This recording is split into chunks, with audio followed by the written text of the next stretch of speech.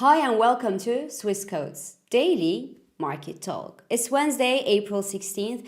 The trade negotiations between the US and the European Union aren't going well. China doesn't even want to talk about these tariffs. Both US and China now deploy measures other than tariffs to fight each other, and Nvidia and Boeing are actually left in the crossfire. So of course, gold extends gains and naturally the US dollar and equities remain under pressure.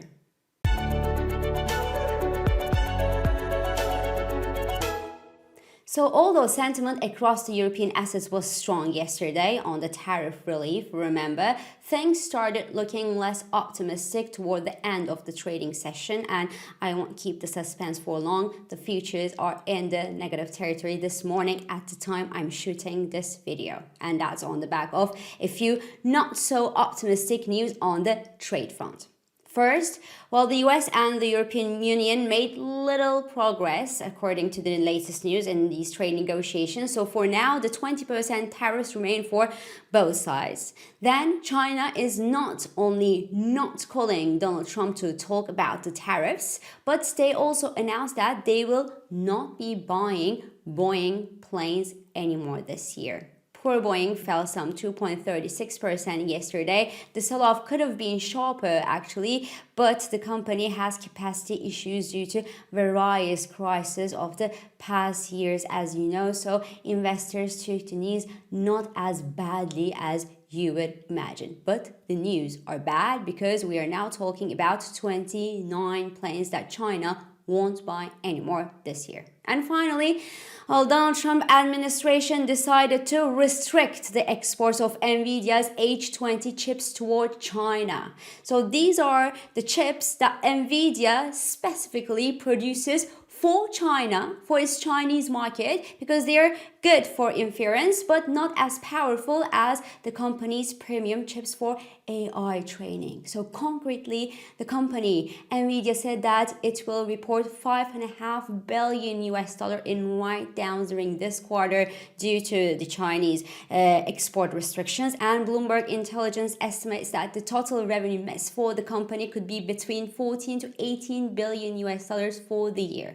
So Nvidia lost more than 6% in the after-hours trading yesterday, and Nasdaq futures are looking worse than the other index futures. ASML, on the other hand, reported weaker than expected orders this morning for the first quarter due to tariff uncertainties, and the improvement of gross margin in the company could be well squeezed by the upcoming tariffs. TSM, on the other hand, which is preparing to report later this week, is expected to announce around 56% growth in its profits in the first quarter of this year, thanks to a 42% increase in sales. But as I have been saying since days now, the forecast in this earnings season will probably matter more than the actual numbers, and that obviously because of tariff uncertainties. And if we dive into these uncertainties, well, there are three major challenges, among others, I'm certain, with the tariff situation. So one, obviously the easiest one, we don't know the size of the tariffs. We don't know how long they will stay, when they will come live, will they be increased, decreased, will they be rolled back?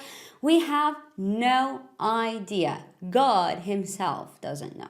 Two, the potential strength of the first quarter earnings that we might see is going to be probably partly due to front loading of demand before the tariffs hit, and could be eventually followed by a quarter or maybe 2 quarters at least of below trend growth as companies around the world are delaying their capex and their AI investment plans due to the tariff uncertainties. No one, on the other hand, knows if it's a good idea to invest in the US given how unstable the White House politics have become. What if you are TSM and you pledge to invest $100 billion in US and it's not enough? What happens? Then, 3, the trade escalation between the United States and China continues at full speed, and because the tariffs are so high right now and they don't make sense anymore, the trade war is now spreading gently into other measures. So in this context, as I said, the US just requested Nvidia to stop selling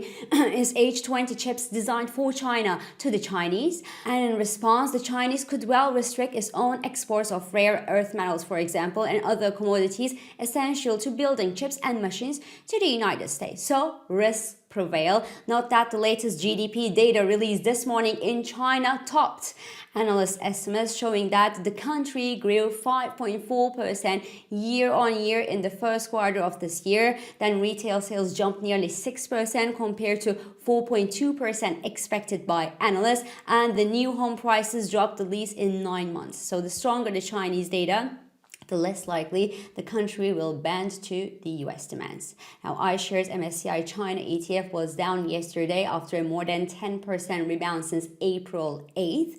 And the companies that are included in this MSCI China ETF have less than 3% revenue exposure to the United States, meaning that the impact of the trade war and canceled US orders on these companies' earnings will remain fairly limited, while these companies will be benefiting big time from the Chinese stimulus measures, both from the government and the central bank, and the weaker yuan.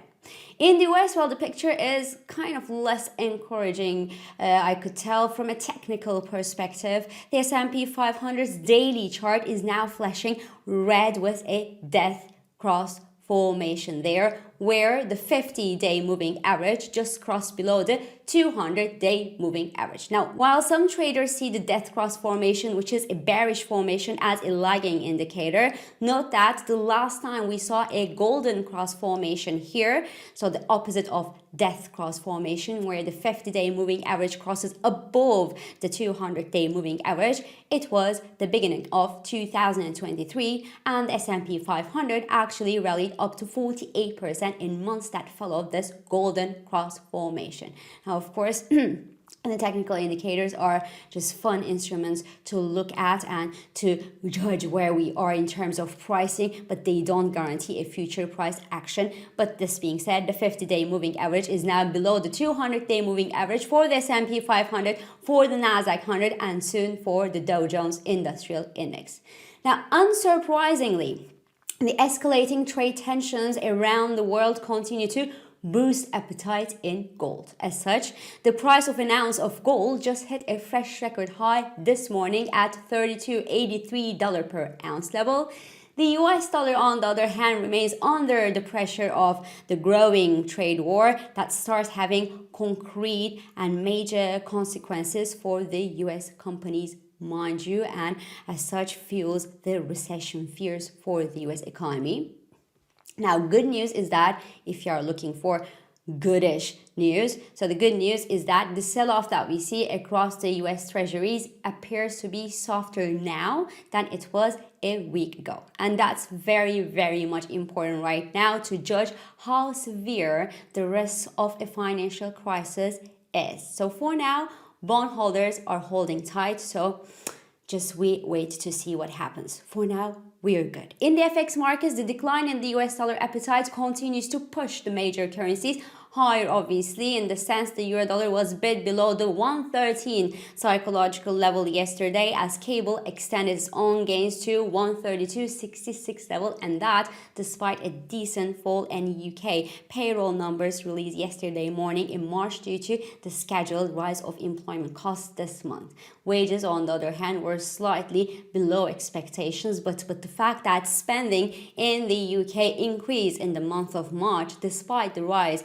in British household bills was seen as being encouraging news. Now, inflation and growth uncertainties prevail, of course, due to the tariff uncertainties. But if inflation in the UK remains under control, then the Bank of England could eventually help supporting the British economy through the tariff turbulence. But if inflation rises, however, the support from the Bank of England will be more complicated, and that could eventually weigh on growth expectations for the UK economy and also on sterling. Happily released this morning, the inflation numbers from the UK were softer than expected, and cable, of course, looks strong these days due to a sharp downside revision of the US growth expectations. They're sharper than for the UK economy, but the recent rally of the euro pound warns that appetite in sterling sterling is not so strong against the euro.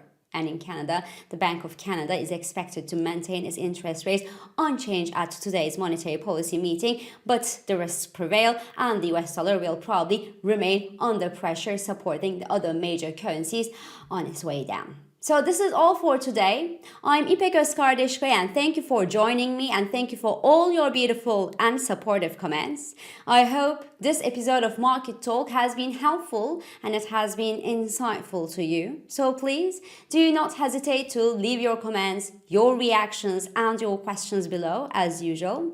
Follow us on Instagram, on X, on LinkedIn, but also on our new WhatsApp channel, Threads, Telegram and Blue Sky for regular market updates. Subscribe to our YouTube channel for daily market comments. And please don't forget to hit the like button on these videos to let us know that you enjoy them. So I will meet you again tomorrow. And until then, good day trading.